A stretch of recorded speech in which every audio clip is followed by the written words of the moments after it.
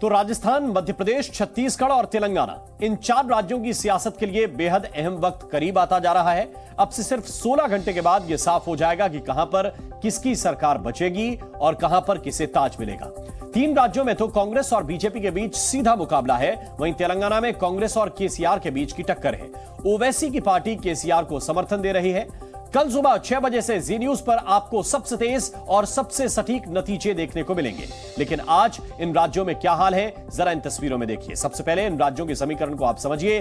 छत्तीसगढ़ में अगर कांग्रेस फिर से आती है तो क्या भूपेश बघेली मुख्यमंत्री होंगे या फिर टीएस सिंहदेव कुछ भूमिका अदा करने वाले हैं? ऐसे कुछ सवाल मैदान में चल रहे हैं जिनका जवाब मिलना बाकी है। मध्य प्रदेश में बीजेपी ने बड़े नेताओं को मैदान में उतारा है और राजस्थान, क्या यहां पर रिवाज बदलेगा? कम से कम गहलोत का तो यही दावा है।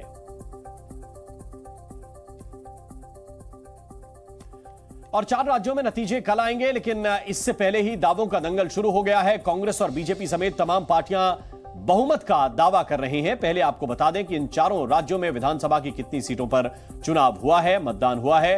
राजस्थान की बात करें तो 199 सीटों पर, मध्य प्रदेश में 230 सीटों पर, छत्तीसगढ़ में 90 सीटों पर और तेलंगाना में 119 सीटों पर कल परिणाम आने वाले हैं। आज हम बात करेंगे दावों के दंगल की।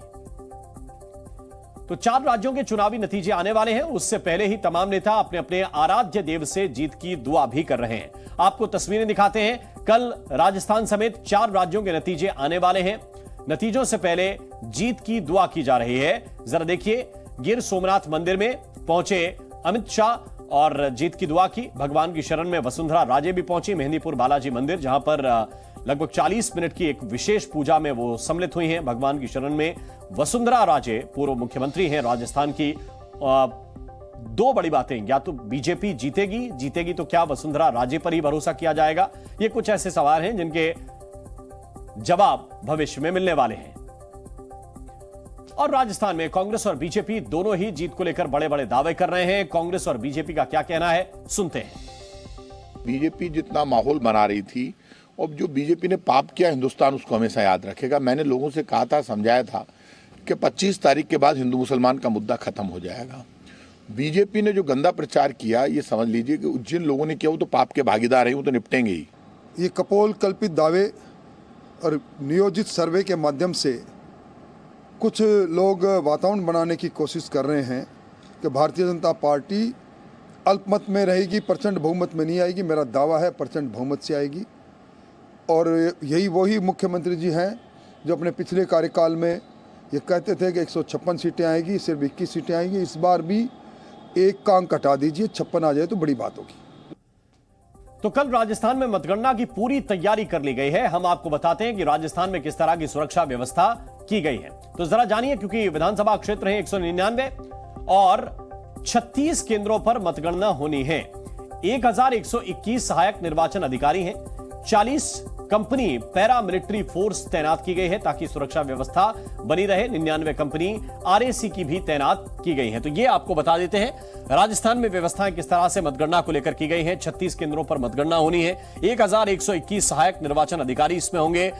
40 कंपनी पैरा मिलिट्री फोर्स की लगाई गई है और 99 कंपनी आरएसी की भी तैनात की गई है। यानी कि सुरक्षा व्यवस्था मजबूत रहेगी, किसी तरह से कोई अव्यवस्था ना हो, कोई जिसको कहिए कि इस तरह शरारती तत्व कोई व्यवधान उत्पन्न ना कर सके, इसके लिए सुरक्षा व्यवस्था भी है। और पूरी जो मतगणना की टीम है वो भी अपने अपने सेंटर्स पर पहुंच रही है।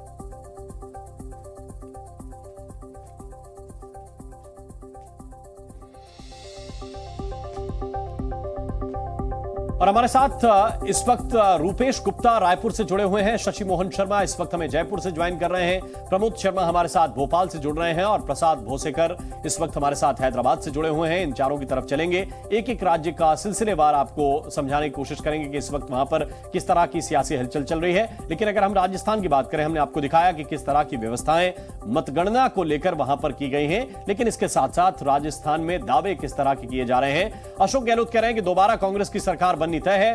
राजेंद्र राठौड़ कह रहे हैं, जो नेता विपक्ष हैं, वो कह रहे हैं कि बीजेपी को प्रचंड बहुमत मिलेगा। लेकिन दोनों में से एक चीज तो होनी तय है, किसकी बात सही होगी कल पता चल जाएगा। मध्य प्रदेश की बात करें तो यहां भी दावे चल रहे हैं और मध्य प्रदेश में बड़े बड़े नेता अपनी अपनी जीत का दावा कर रहे हैं। मध्य प्रदेश में फिर से बीजेपी की सरकार बनेगी।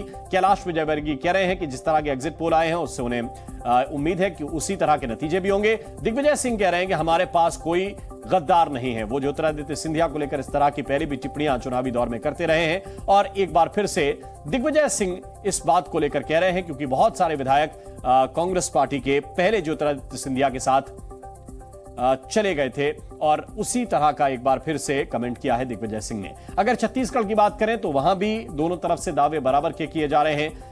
एग्जिट पोल गलत साबित होंगे, भूपेश बघेल कह रहे हैं हम बंपर जीत रहे हैं। रमन सिंह का यह कहना है, जो पूर्व मुख्यमंत्री है, उनका यह कहना है कि 50 से 52 सीटें बीजेपी जीत कर आने वाली है। आपको बता दें कि पिछली बार 15 सीट छत्तीसगढ़ में बीजेपी के खाते में आई थी।